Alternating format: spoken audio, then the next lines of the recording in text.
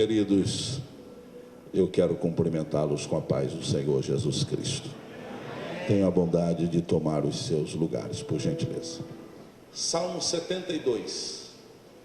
Quantos acharam, digam amém comigo. Amém.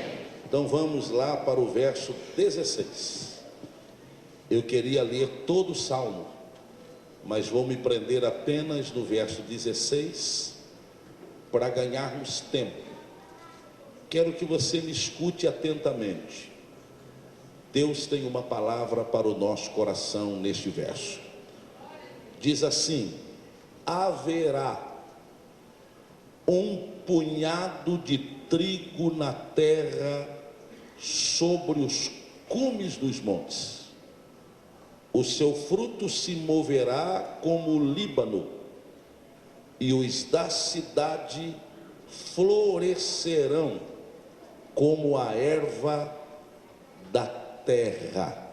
Quantos podem dizer amém por este verso? Amém. Eu não sei se a gente consegue, eu creio que sim. Vamos tentar repetir apenas a primeira expressão deste verso, que diz assim, ó: haverá um punhado de trigo na terra sobre os cumes dos montes. Vamos tentar? 1, 2, 3, vamos lá? Haverá um punhado de trigo sobre os cumes dos montes. De novo, vamos lá? Haverá um punhado de trigo na terra sobre o cume dos montes. Eu vou pedir, não fiquem zangados comigo, eu vou pedir que primeiro as mulheres recitem esse texto. E depois nós vamos pedir aos homens que o façam. Hoje é um dia especial, né? Estamos celebrando aqui o Dia das Mães, e eu aproveito para felicitar a todas as mães. E eu quero ouvir a voz das mulheres agora. Vamos lá? 1, 2, 3. Haverá um punhado de trigo na terra, sobre os cumes dos montes. Quero ouvir os homens agora. Vamos lá, minha gente. 1, 2, 3. Haverá um punhado de trigo na terra, sobre os cumes dos montes. Embora as mulheres sejam maioria, os homens falaram mais forte, mas as mulheres falaram mais bonito. Parabéns às mulheres. Queridos, o Salmo 72, ele tem uma constituição muito interessante. Se nós dermos uma passadinha lá pelo primeiro livro dos Reis, especificamente no capítulo 4, e direcionando a leitura para o verso 32, nós vamos receber uma informação muito importante neste verso. Ele fala acerca de um sábio chamado Salomão. E o verso diz que Salomão, durante toda a sua vida, Salomão escreveu 1005 canções. 1005 canções. Foi com certeza um grande compositor, além dos mais de 3.000 provérbios que ele escreveu. Agora, o que me chama a atenção é que essas 1005 canções escritas por Salomão, apenas 2 delas estão registradas na Bíblia. Apenas 2 canções. E não poderiam estar registradas em outro lugar, a não ser no livro dos Salmos, que é o livro das canções. Então, quando nós lemos o Salmo 72 e o Salmo 127, nós estamos lendo. E por que lemos? Porque não temos a melodia. Se tivéssemos a melodia, nós cantaríamos. Como não temos aqui o fio melódico desses salmos, nós recitamos o Salmo 72 e o Salmo 127, como sendo uma das 2 canções escritas por Salomão entre as 1005 que ele escreveu. Agora entenda, este Salmo 72, que é uma dessas 1005 canções que Salomão escreveu, ele tem uma classificação interessante. Vocês sabem que o livro dos Salmos, ele é classificado por temas. E este salmo aqui é classificado como sendo uma oração, porque existem salmos de louvor, salmos de adoração e outras classificações mais, que eu não vou citar hoje por causa do tempo, mas este salmo é um salmo de oração, é uma oração feita ao Senhor. E ele tem um estilo muito próprio. E dizem os estudiosos do livro dos Salmos que o estilo próprio deste salmo é porque ele foi escrito por Salomão para ser cantado na comemoração de um dos aniversários da sua ascensão ao trono. Não sabemos se foi no primeiro aniversário, no segundo, no terceiro ou no quarto, mas ele foi cantado em uma dessas celebrações, que adorava a Deus, louvava a Deus, porque o rei estava no comando do seu povo. Quando nós lemos esse salmo, nós vamos ver que ele tem uma identidade, ou uma identificação muito grande com aquela oração que Salomão fez. Quando ele assume o trono no lugar do seu pai, ele vai a Gibeon para oferecer um sacrifício ao Senhor. E quando ele está oferecendo o sacrifício, ele faz a Deus uma oração. E na oração que ele faz ao Senhor, ele diz: Senhor, assim como tu fostes benigno, benevolente, compassivo com teu servo Davi, enquanto ele reinava sobre Israel, o teu povo, eu peço que o Senhor seja compassivo, misericordioso, benevolente para comigo, durante o tempo em que eu estarei regendo ou comandando este povo. O Senhor sabe que eu sou uma criança e eu preciso da tua orientação para saber entrar e sair no meio desta gente, levando-se em conta que este povo é um povo especial. Portanto, eu peço ao Senhor que me dê sabedoria para que eu saiba me conduzir no meio deste povo. Quando Salomão acaba de fazer esta oração, Deus olha dos céus e disse: Salomão, eu esperava que você fosse pedir uma outra coisa, talvez a vida dos seus inimigos, talvez longevidade, talvez expansão territorial, mas pelo fato de você não ter pedido nem a vida dos seus inimigos, nem expansão territorial, e muito menos longevidade, mas você tenha pedido apenas sabedoria, eu vou responder a sua oração, vou lhe dar a sabedoria que você pediu, e vou dar além do que você pediu. Antes de você, ninguém foi tão sábio como você será, e depois de você, ninguém será tão sábio como eu vou te fazer. Mas vou fazer uma coisa a mais: vou te dar longevidade, vou te dar expansão territorial e vou dar a vida dos seus inimigos nas suas mãos. É por isso que eu creio na palavra de Deus. A palavra de Deus diz que Deus é poderoso para fazer infinitamente mais, além daquilo que pedimos ou pensamos, segundo o poder que em nós opera. Eu creio que esta noite é noite de resposta de Deus às nossas orações.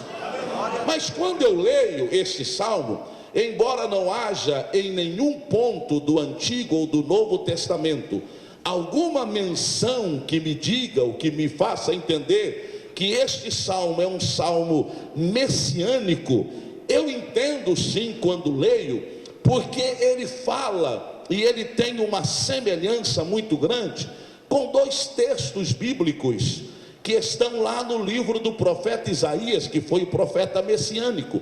Se nós lermos o capítulo 11 e os capítulos 60, 61 e 62 do livro do profeta Isaías, nós vamos ver que existe uma semelhança com o Salmo 72.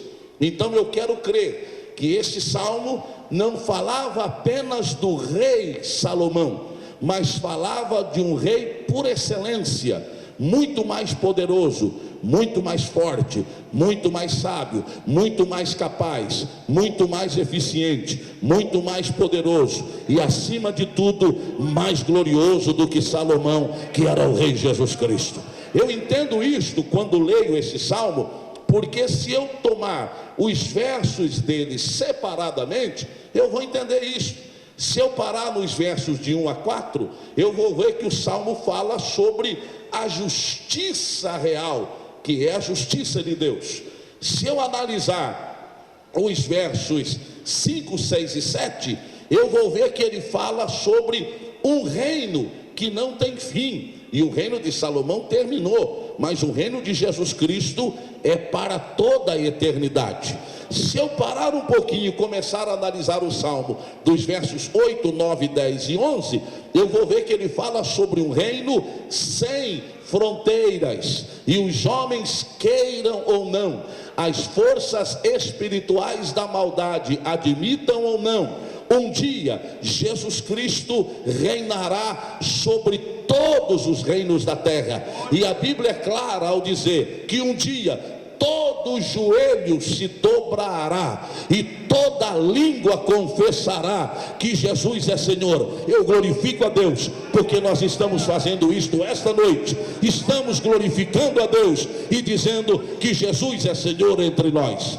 Quando eu leio os versos 12, 13 e 14, aqui nesse salmo há uma alusão a um rei compassivo. E depois do verso 15 até quase que o final do salmo, fala de bênção sem fim. É de onde nós extraímos o verso 16. Ele fala sobre uma bênção que não pode ser medida, uma bênção que tem uma conotação especial e específica, e ela é para nós esta noite. O Deus abençoador está presente neste lugar e nesta reunião. Eu sei que a grande maioria daqueles que aqui vieram com a intenção de oferecer um sacrifício espiritual ao Senhor, mas eu não tenho medo em afirmar que aqueles que vieram para oferecer o sacrifício sairão daqui recompensados, porque a mão do Todo-Poderoso já está estendida sobre este lugar e haverá bênçãos derramadas sobre as nossas vidas. Só os que creem, soltem a voz e diga: eu creio. Mas escute, o que é que Salomão quer dizer para nós no verso 16? O que é que ele gostaria que nós compreendêssemos? Eu vou tentar trazer à luz o que Salomão pensava quando escrevia o verso 16. Nós recitamos aqui: haverá um punhado de trigo na terra, sobre os cumes dos montes. E aí, parece que estou vendo Salomão, quando escreve este verso, querendo fazer com que eu e você, nesta noite, entendamos duas coisas sumamente importantes.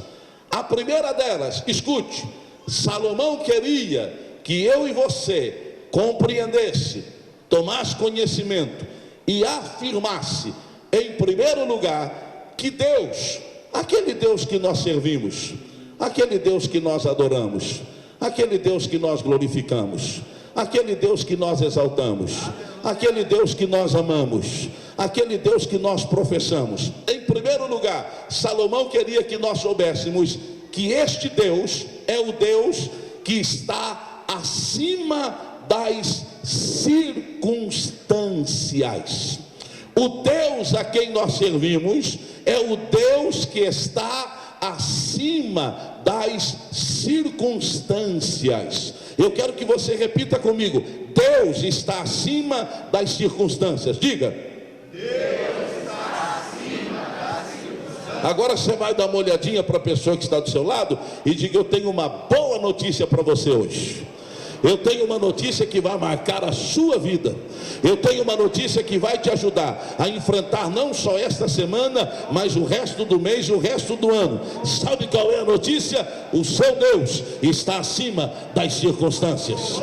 O nosso Deus está acima das circunstâncias. Se você pode adorá-lo, solte a sua voz e glorifique.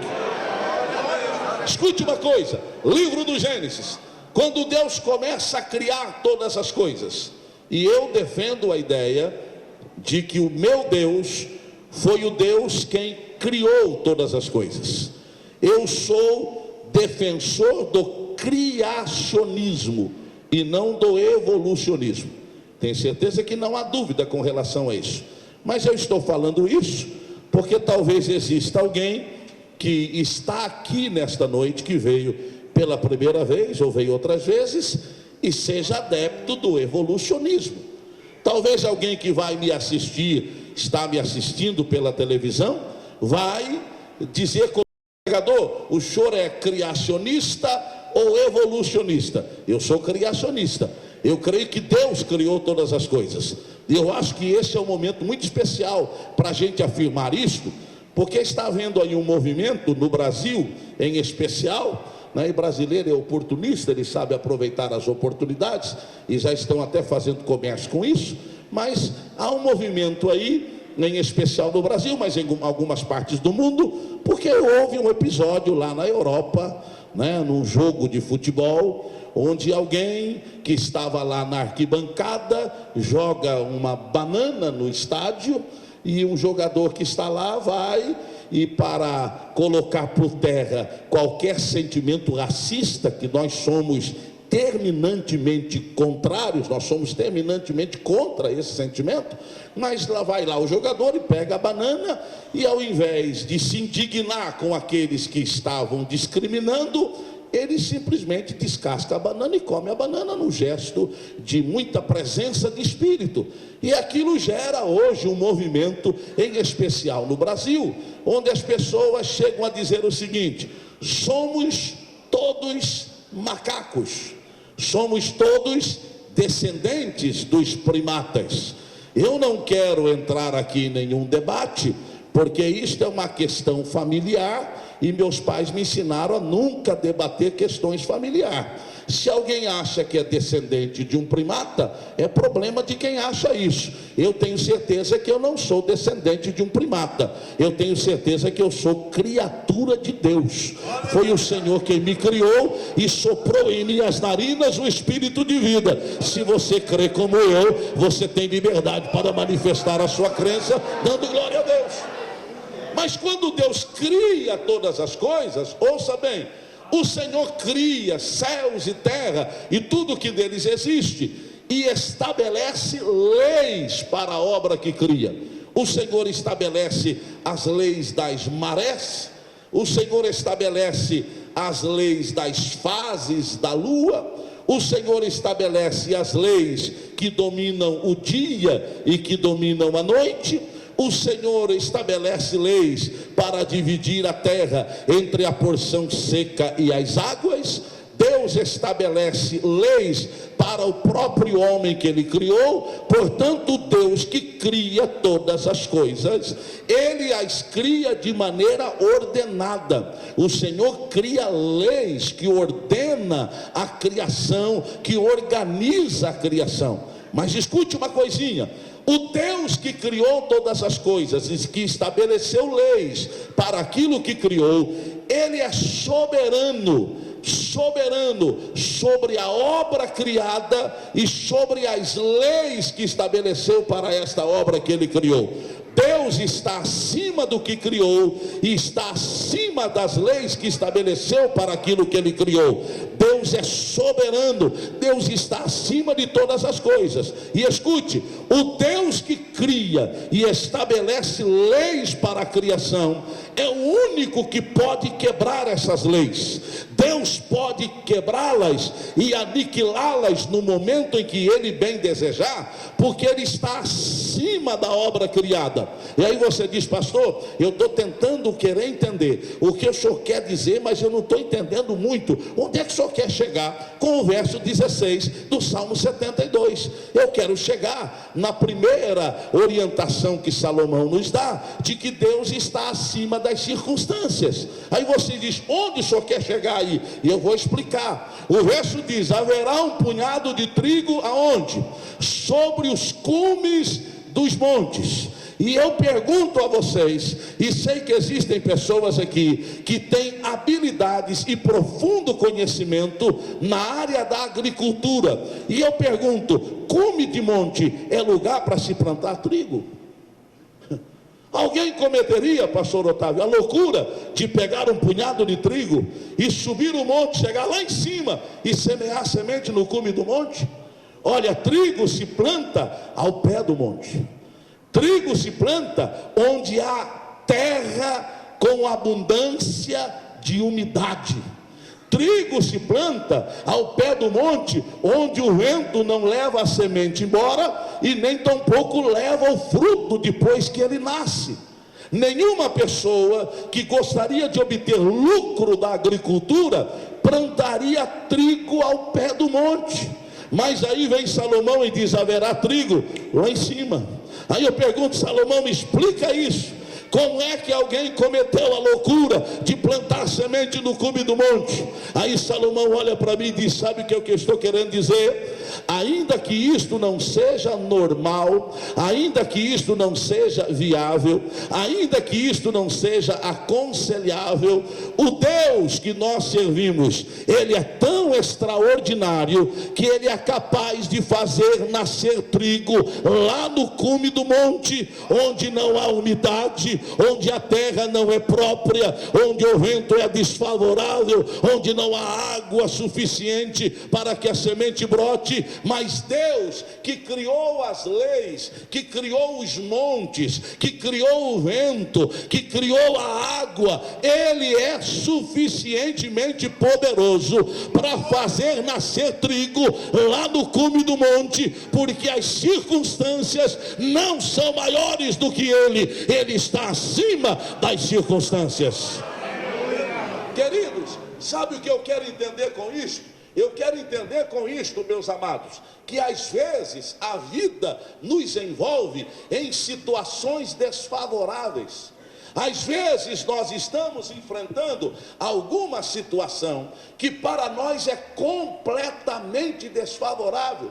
E a gente diz: não vou chegar a lugar nenhum. Ou alguém diz para você: você não vai chegar a lugar algum, porque as circunstâncias são contrárias a você. Você nunca vai conseguir prosperar, você nunca vai conseguir avançar, você nunca vai conseguir chegar, porque as circunstâncias não lhe são favoráveis. Aí chega o Senhor e sopra não aos seus ouvidos, mas sopra ao seu coração, dizendo: levante a cabeça, vá em frente, porque eu sou o Senhor das circunstâncias. Ainda que elas não lhe sejam favoráveis, o Deus a quem nós servimos, Ele nos é favorável. E se este Deus é favorável, circunstâncias não vão impedir o nosso crescimento e nem tampouco a nossa vitória. Só os que entendem isto, soltem a voz e digam glória a Deus. Eu poderia justificar isto com a própria palavra de Deus. Quando nós lemos lá do livro do Êxodo, Deus tirando o povo da terra do Egito, onde eles estavam escravizados, onde eles estavam subjugados por Faraó, Deus os tira de lá. Eu não quero citar detalhes, porque não precisa, vocês conhecem mais do que eu os detalhes, e o tempo também não me favorece para me prender em detalhes. Mas vocês se lembram que Deus, depois de provar Faraó com todas as pragas, com todos os apertos, Faraó disse: tá bom, eu vou permitir que o povo saia. E o povo sai em direção à terra que o Senhor havia prometido a eles. Eles saem em busca da promessa de Deus. E eu pergunto aqui: quantos de nós temos promessas de Deus? Quantos de nós aqui recebemos do Senhor uma promessa? E nós estamos em busca daquilo que o Senhor prometeu. Nós estamos indo em direção à promessa de Deus, porque nós cremos que aquele que prometeu é poderoso para cumprir aquilo que promete. Aí o povo, depois de uma intensa luta com Faraó, sai por permissão do próprio Faraó. E o povo respira aliviado, dizendo: Faraó finalmente abriu o coração e nos deixou sair. Mas quando eles dão alguns passos, quando eles caminham algumas milhas em direção à terra que o Senhor havia prometido a eles, o que acontece? Deus chama Moisés e diz: Moisés, escute bem o que eu vou falar a você. Mande o povo montar acampamento diante do Mar Vermelho, lá em Piairote, diante de Baal-Zefon. Levantem o vosso acampamento, assentem lá o vosso acampamento, e espere um pouquinho, porque eu, o Senhor, vou endurecer o coração de Faraó, para que ele os persiga. Sou eu que vou endurecer o coração de Faraó, e ele vai perseguir vocês. Mas tranquilize o coração, Moisés, porque eu serei glorificado em Faraó, em seus cavalos e em seus cavaleiros. Eles vão perseguir você, mas a perseguição, era isso que Deus estava querendo dizer, não vai resultar em nada, porque eu vou entrar em ação no momento certo, e aquilo que Faraó acha que é para a destruição do meu povo, servirá para a glorificação do meu nome. Escute o que eu vou dizer para você, daqui a pouco você dá glória a Deus. A luta, a prova, a dificuldade, o aperto que você está passando hoje, talvez até por vontade permissiva de Deus, não está vindo para destruir a sua vida, não está vindo para roubar a sua fé, não está vindo para aniquilar a sua esperança, não está vindo para sepultar os seus sonhos, mas esta prova que está vindo, Deus está permitindo, porque no final dela, a sua vida será poupada, e Deus será glorificado e exaltado através da prova. Aí Moisés disse: tá bom, Senhor, acampa o povo lá diante do mar. Daí a pouquinho chega uma notícia, alguém dizendo: ei Moisés, Faraó está vindo aí com os seus cavalos e os seus cavaleiros. O povo entra em desespero. Aliás, quando pensavam que estavam saindo para a liberdade, Faraó volta para perseguir o povo. E aí correm diante de Moisés e dizem para Moisés: o que é que nós vamos fazer agora? Qual é a saída para nós? Moisés olha para o povo e diz o seguinte: escutem o que eu vou dizer, não vos inquieteis, fiquem quietos e aguardem o livramento do Senhor, porque os egípcios que hoje vistes, nunca mais os vereis para sempre. O Senhor pelejará por vós e vos calareis. Ou seja, fiquem quietos, não falem nada, não reivindiquem, não reclamem, não busquem solução, apenas aguarde, porque o Senhor entrará na peleja. Isto é uma palavra profética para alguém, engenheiro Coelho, esta noite. Tranquilize a sua alma, aguarde em silêncio. Deus vai entrar na guerra, e quando Deus entra na guerra, a vitória é garantida. Dá para dizer glória a Deus ou é difícil? Dá uma olhadinha aí para a pessoa do seu lado e diga: quando Deus entra na guerra, a vitória é 100% garantida. Pode dizer: quando Deus entra na guerra, a vitória é 100% garantida. Quando Deus entra na guerra, pode se levantar Faraó, seus cavalos e seus cavaleiros, o Senhor vai na sua frente. Tranquilize a alma e dê glória a Deus, porque o livramento está por chegar. Aí o que é que faz Moisés? Moisés vai falar com Deus, diz: Senhor, o que é que eu faço? O Senhor diz: Moisés, o que é que você faz? Diga ao povo que marche. Talvez, isto é exegese bíblica, me permitam fazer isto. Parece que estou vendo Moisés dizendo: Senhor, marchar para onde, Senhor? Será que o Senhor não está vendo o mar aí na frente, não?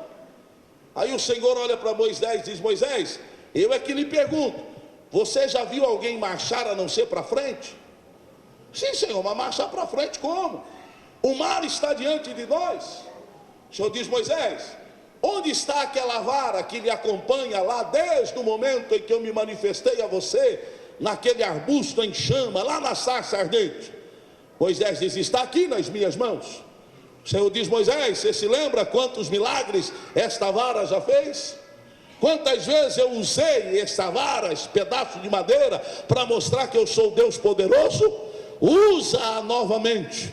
Vai diante do mar, estende esta vara, porque quando você estender a vara sobre as águas, um milagre vai acontecer. E Moisés obedece a orientação do Senhor, chega lá, estende a vara, e quando a vara toca as águas, o mar se abre, e o povo de Israel entra a pés enxutos e atravessa o mar até chegar do outro lado. Faraó vem atrás deles, montado em cavalos velozes, mas Deus, diz o texto bíblico, eu estou adiantando e resumindo a história, o texto diz que Deus se coloca entre o exército de Faraó e entre o povo de Israel.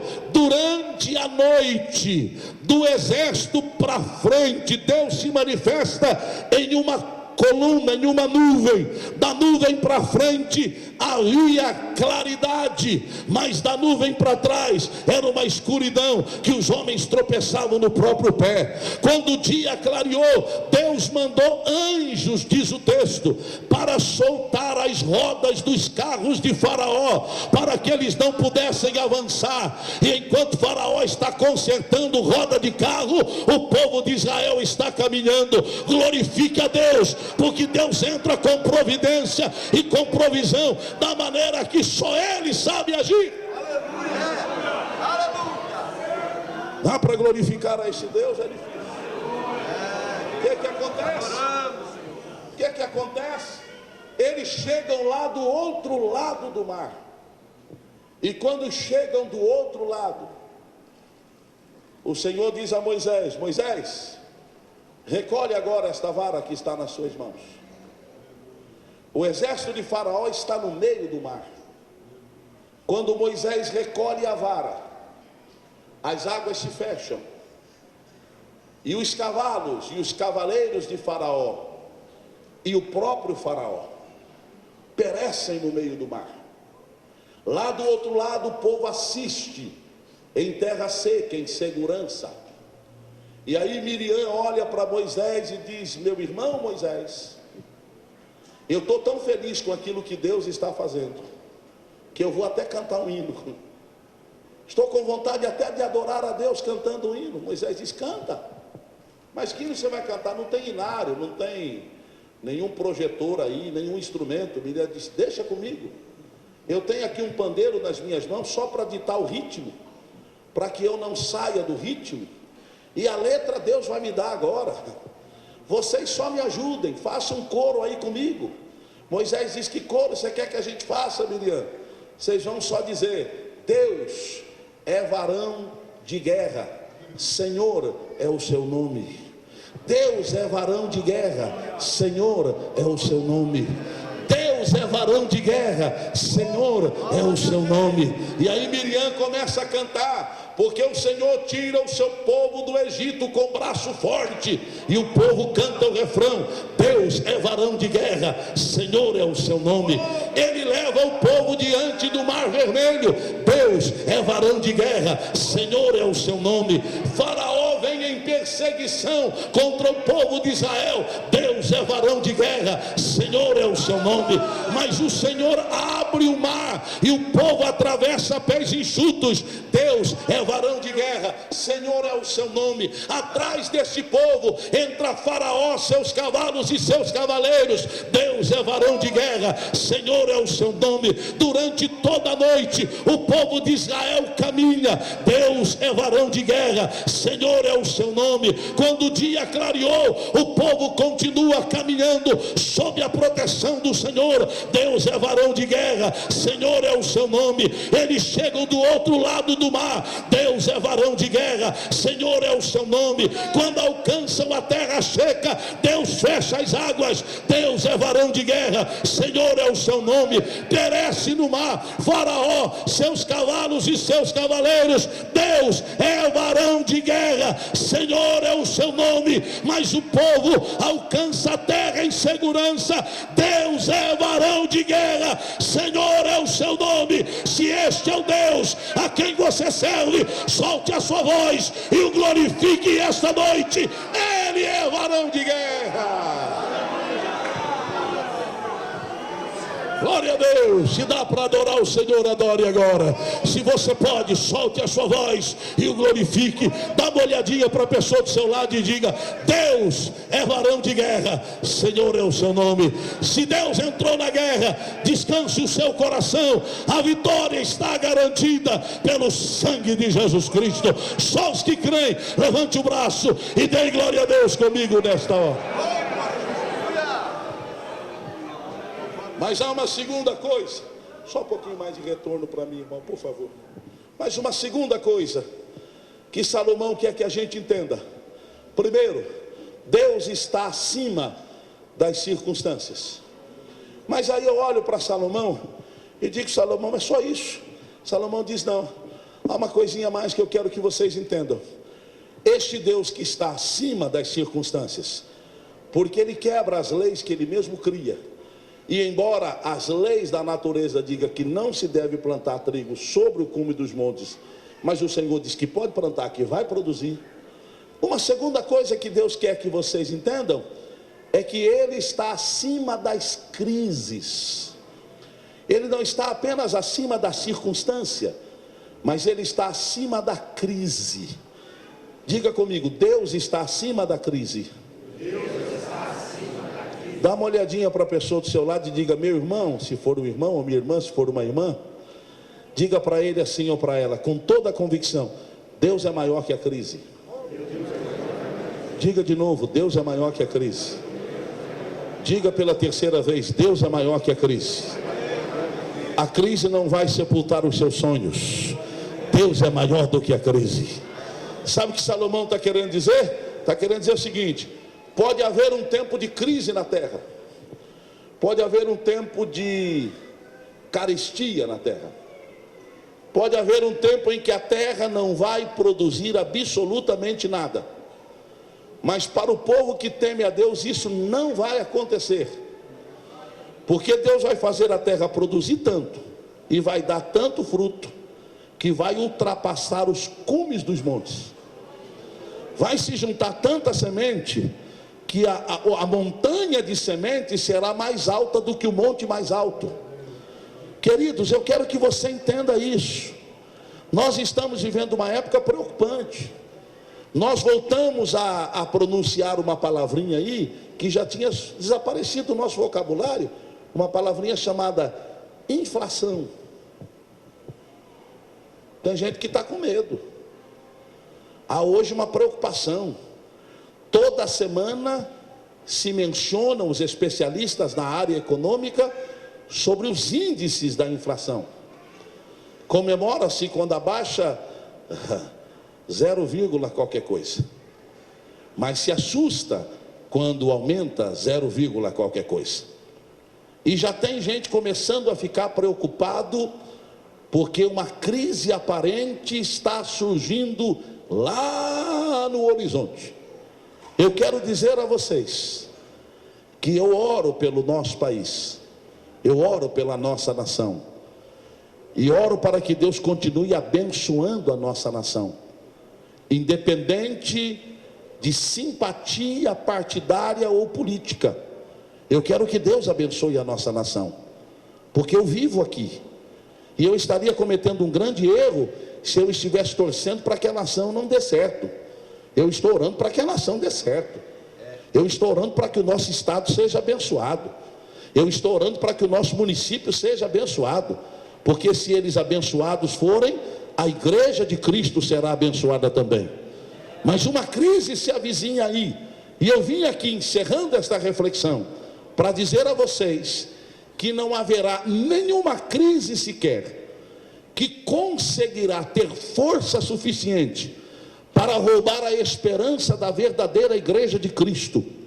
Porque nós temos uma convicção plena e clara de que a igreja de Cristo vai viver aqui na terra até que haja condições para ela viver.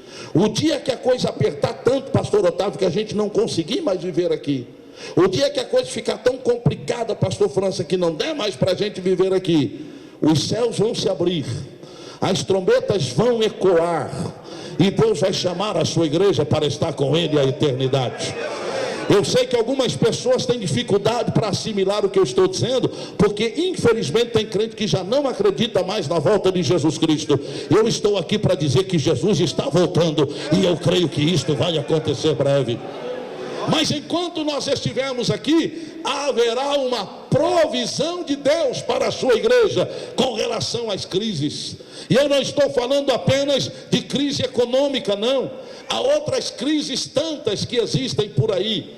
Existem pessoas que, assim como Isaías, entram em crise de identidade. Chega e diz: Senhor, eu sou um homem de lábios impuros e habito no meio de um povo de impuros lábios, e os meus olhos viram o Senhor, vou morrer. O Senhor disse: vai não, eu vou curar, eu vou libertá-lo desta crise de identidade. E manda um ser celestial passar uma brasa nos lábios de Isaías e dizer: com esta brasa purificados estão os teus pecados e transpassada a tua iniquidade. Você não vai entrar em crise de identidade, porque ainda há poder no sangue de Jesus para perdoar pecados. Existem outros que, como Jeremias, entram em crise de personalidade. Quando o Senhor o chama, ele diz: Senhor, não me chama não, eu não tenho condições, eu sou uma criança, eu não sei falar, eu não sei dizer o que tem que ser dito. O Senhor está me chamando para o profeta, eu não sou uma criança, eu não consigo ser. O Senhor olha para ele e diga: não diga que tu és uma criança, porque aonde eu te enviar tu irás, e o que eu determinar você vai falar. Porque enquanto estavas sendo gerado no ventre da tua mãe, eu te chamei, e às nações te dei por profeta. Eu digo isto como uma mensagem profética para alguém que está entrando de personalidade. Levante a sua cabeça. Você foi escolhido por Deus, você foi escolhida por Deus ainda no ventre da sua mãe. Portanto, você é um privilegiado. Solte a sua voz e dê glória a Deus por esse privilégio. Dá uma olhadinha para a pessoa do seu lado e diga: você é escolhida desde o ventre da mãe. Você estar aqui não é acidente de percurso, não, meu irmão. Na vida daqueles que servem a Deus não há acidentes, há propósitos. Nós estamos aqui dentro de um propósito de Deus, fomos chamados por Ele. Se você entende isto e pode adorá-lo, solte a voz e glorifique o seu nome. Crise não vai roubar a sua esperança. Mas existem outros que, à semelhança de Elias, estão em crise de identidade. Diz: Senhor, eu quero morrer. Crise existencial. Eu quero morrer, Senhor. Deita debaixo de um pé de zimbro, diz: não sou melhor do que meus pais, me leva agora. E sabe o que ele faz depois da oração? Deita e dorme. Reclamou as suas angústias, deitou e dormiu. E quando ele estava dormindo, Deus manda um anjo acordá-lo. Deixe-me usar a técnica da exegese de novo. Parece que estou vendo quando Elias acorda, aquele ser ao lado dele, Elias diz: opa, cheguei, já estou no céu. Onde é que é o meu lugar aí? Onde é que é o meu aposento aí? O anjo diz: chegou não. Ih, rapaz, tem muito chão para você percorrer ainda. Eu vim trazer para você pão e água. Come este pão aqui assado nas brasas do forno do céu, e bebe desta água aqui, que sai da fonte que está debaixo do trono de Deus. Toma um pouquinho d'água, come um pedaço de pão e levanta, porque longa será a sua jornada. Sabe o que fez Elias? Às vezes igual a mim e a você. Comeu o pão, bebeu a água e voltou a dormir de novo. Deita e dorme outra vez. Diz: não, eu quero ir para o céu. Tem gente que na verdade não está querendo ir para o céu, pastor França, está querendo é sair da terra. A coisa está tão difícil aqui, que ele pensa no céu. Você já viu que crente só pensa no céu quando está em aperto? Não todos, mas a grande maioria. É só a coisa apertar, Joel, que começa a orar: volta, Jesus. Zelão, venha logo, Jesus. Mas é só a coisa melhorar um pouquinho, que ele já não quer mais ir para o céu. Ah, Senhor, já que é a eternidade, deixa um pouquinho mais aqui. Vou passar a eternidade lá, por que essa pressa toda? Me deixa aqui. Mas aí vem um aperto, ele começa: volta logo, Jesus, volta logo, Jesus. Aí Elias diz: Senhor, quero ir para o céu. Deita e dorme de novo. O anjo vem lá, acorda Elias de novo e diz: ei, homem, levanta, come e bebe, porque longa será a tua caminhada. E aí Elias come o pão, bebe a água, e o texto sagrado diz que com a força daquele alimento, ele caminha 40 dias, até chegar em Horebe, o monte do Senhor. Eu tenho uma notícia fantástica para você esta noite. Você está recebendo pão do céu e água do céu. Este alimento vai te dar força. Você vai caminhar mais 30 dias. Aí você diz: pastor, mas só 30, e depois de 30 você vem aqui. Ceia do mês que vem, Deus te dá pão, te dá água, você caminha mais 30 dias. Ceia do mês de julho, você vem, Deus te dá pão, te dá água, você caminha mais 30 dias. Ceia do mês de agosto, você vem, Deus te dá pão e água, e você caminha mais 30 dias. E Elias vai até Horebe, o monte do Senhor. E quando chega em Horebe, Deus se apresenta a ele e diz: o que é que você está fazendo aqui, Elias? Ele diz: Senhor, o que é que eu estou fazendo? Os teus profetas todos morreram, só eu fiquei, e Jezabel quer a minha cabeça. O Senhor diz: Elias, ei, escuta aí, não tem só você que permaneceu fiel, não. Não é só você que está profetizando, não. Ainda existe 7.000 que não dobraram os joelhos diante de Baal. Meu irmão, ouça isto: você não está sozinho. Tem outros que, assim como você, mesmo em aperto, continuam fiéis a Deus e não perderam a esperança. Portanto, o seu Deus está acima da crise. Se você entende isto, solte a sua voz e dê glória a Deus. Ora, se eu não estou sozinho nesta jornada, por que é que eu vou parar antes da hora? Eu só vou parar quando chegar no final. Eu só vou parar quando o prêmio estiver nas minhas mãos. Eu só vou parar quando a vitória me for outorgada por aquele que me faz vitorioso, Jesus Cristo de Nazaré. Dá uma olhadinha para a pessoa do seu lado e diga: esta noite vença a crise em nome do Senhor Jesus Cristo. Esta noite vença a crise em nome do Senhor Jesus.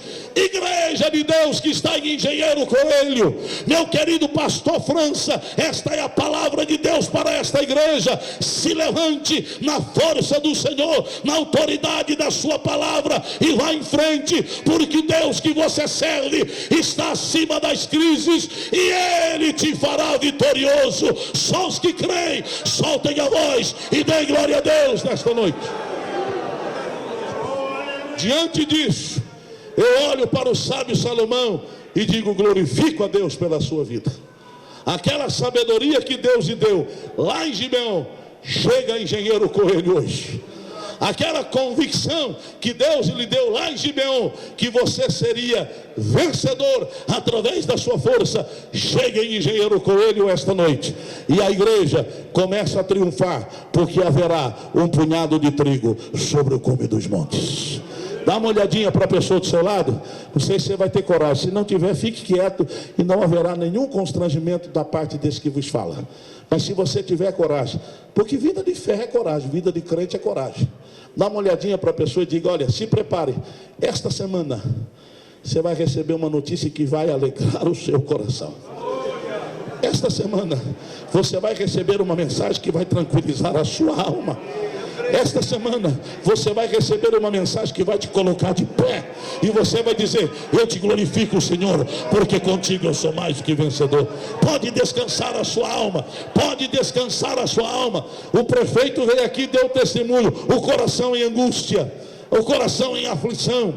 Pastor França orou e Deus mandou o recado. A criança que estava prestes a morrer completa 6 anos e nós glorificamos a Deus por ela. Haverá um punhado de trigo, meu irmão. Descanse a sua alma. Vá para casa hoje depois da ceia e tenha o sono dos anjos. Coloque a cabeça no travesseiro e durma como uma criança inocente que não tem com que se preocupar, porque enquanto você estiver dormindo, Deus estará velando pela sua alma, e amanhã, quando o dia clarear, a notícia será de vitória. Só os que creem, soltem a voz e digam glória a Deus. Com a permissão do pastor França, fique de pé, por gentileza. Se você pode adorar a Deus, adore. Agora é o momento de adorar. Agora é o momento de glorificar. Solte a voz, solte a voz, solte a voz, solte a voz, solte a voz. Exalte o Senhor. Fala em outras línguas. Seja renovado, seja restaurado, seja levantado, seja abençoado. Receba de Deus a intervenção agora.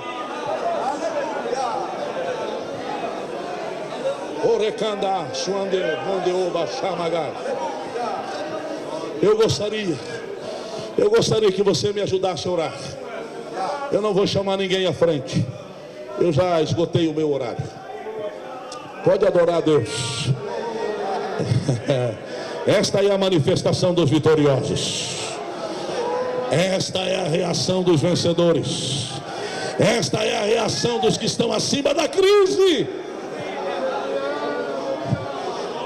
Eu vou pedir que você ore comigo agora. Eu vou pedir que você ore comigo. Não vou convidar ninguém para vir à frente. O tempo não permite. O momento não é próprio.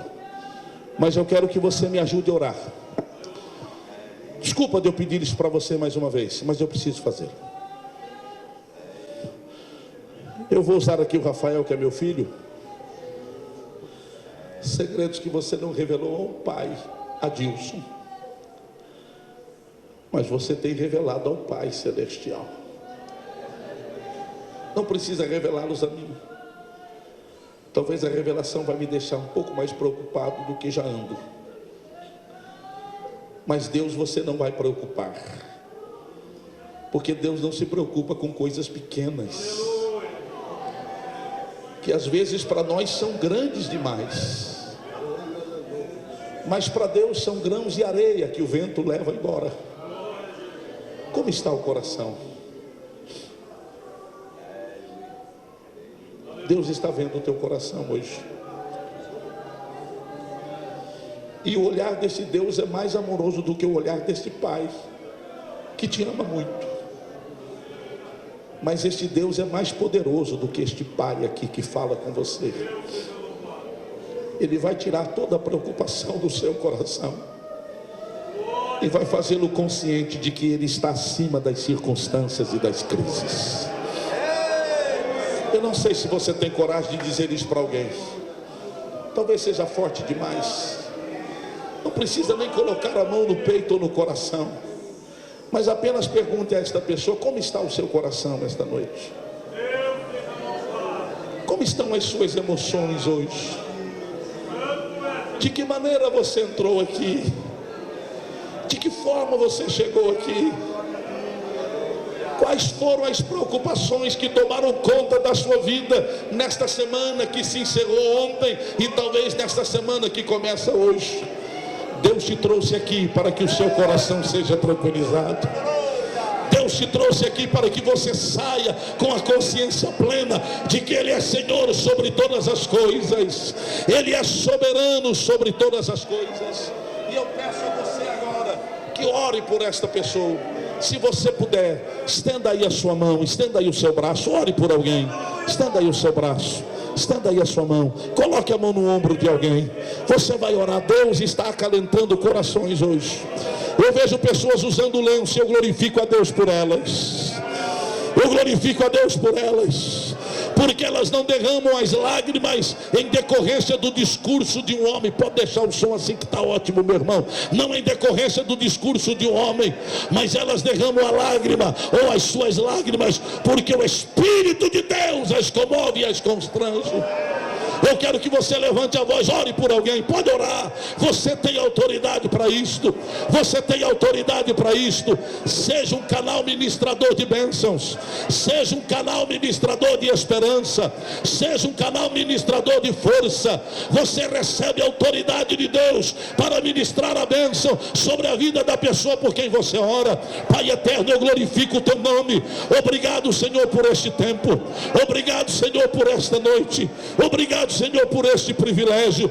Obrigado, Senhor, porque tu me permitiste, a despeito de todas as minhas limitações, repartir com este povo a tua palavra. Isto é um privilégio que eu recebo e eu glorifico o teu nome por ele. Pai querido, eu peço a tua bênção em favor desta igreja. Eu peço a tua bênção em favor deste povo. Eu coloco diante de ti a vida do teu servo, pastor João França, aquele a quem o Senhor tem colocado nesta cidade para conduzir este povo, aqueles que o auxiliam, aqueles que estão ao seu lado nesta grande obra, neste grande desafio. Que haja, ó Deus, a confirmação de todos os passos dados pela tua igreja nesta cidade. Aqueles que vieram de outras igrejas, de outras cidades, mas como nós, vieram em busca de uma bênção. Pai eterno, visita-os agora, alcança-os agora, envolve-os agora com o manto da tua glória e da tua presença. Que saiamos daqui na convicção plena de que o Senhor é aquele que vela pela tua palavra para fazê-la cumprir. E nós pregamos hoje que haverá abundância, que haverá provisão, que haverá resposta, que haverá suprimento, que haverá vitória, que haverá forças, que haverá esperança, que haverá alegria, que haverá paz no coração daqueles que confiam em ti, porque tu és um Deus soberano que está acima de circunstâncias e crises. Cumpre agora, ó Deus, a tua palavra. Cumpre agora, ó Deus, as tuas promessas. Cumpre agora, Senhor, aquilo que tu falas ao nosso coração, para o louvor do teu nome, para a glória do teu nome. Opera milagres agora, cura enfermos, restaura a saúde daqueles que estão precisando de uma cura física, restaura as emoções daqueles que entraram aqui emocionalmente desgastados. Restaura, Senhor, as esperanças daqueles que entraram aqui achando que a vida não tem mais sentido. Manifesta, ó Deus, a tua bênção sobre nós. Se você pode adorar a este Deus, adore. Se você pode adorar a este Deus, adore. Se você pode adorar a este Deus, adore. Eu vou devolver a palavra ao pastor França, mas antes que eu faça, eu vou pedir um gesto da sua parte, o último desta vez. Eu vou pedir que você dê uma olhadinha, se é que você crê que pode fazer isso. Dá uma olhadinha para a pessoa por quem você orou e diga para ela assim: eu tenho certeza que o Deus com quem eu falei é poderoso para responder a nossa oração. Eu tenho certeza que você não sai daqui hoje sem a resposta e sem a bênção de Deus. Só os que creem agora, levante as mãos e adorem ao Senhor. Só os que creem, levante as mãos e adorem ao Senhor. Não peçam nada.